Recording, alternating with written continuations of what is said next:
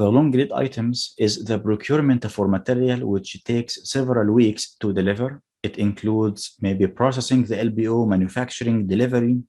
The problem with long lead items is it has a long duration in one activity. It may cause severe criticality if not managed or updated properly, structured with WBS. We have talked in our schedule right now while we build it. We can have block work 10 days, for example. We have 5 floors. So overall, 50 days for block work, net 50 days. Imagine that at some point of the project, when you are supposed to do block work, you did not do the progress of required block work. It's a disaster. It can affect the whole schedule, right? Because block work is essential and you have 50 days you need to do work in, but you did not. So right now, imagine this is only block work.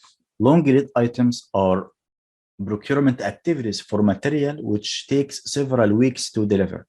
So it could be 60 days, right? 2 months for delivery.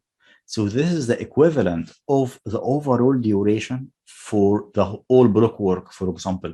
So massive risk in one activity. So if this activity is in delay, you have 2 months ahead of you to deal with, like the procurement duration. You have to manage it. Right now, it's going shoveling or causing impact to all successor activities.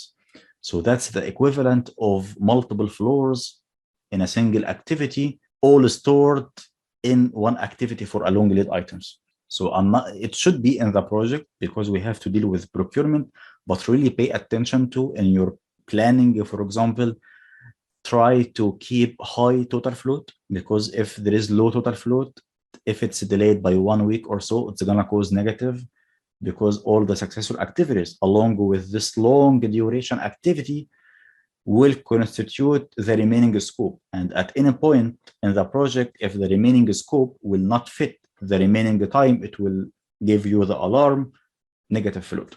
In the update also, many people just think about construction.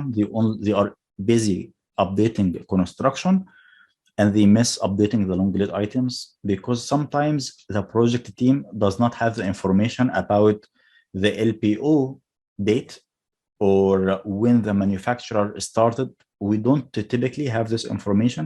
It's with other maybe parties and even the same company. So maybe they issued the LPO, but they really don't know if the supplier started manufacturing. And maybe 1 month after, you want to follow up with the supplier. So yeah, I issued the LPO, give me an update. So they will tell you, you know what, maybe there is something about advance payment or country of origin. Our raw material is not in stock. So typically they will not inform, they will not tell you what's going on. So you have 60 days, okay, allocated for procurement. And 1 month after you placed the LPO, the activity did not start yet. So you have 1 month of delay for this huge and risky activity. And even the procurement department might not be able to identify the progress of manufacturing, for example. That's why we tend to ignore it, or by mistake, not update it. We can see substructural progress. We can see the engineering progress.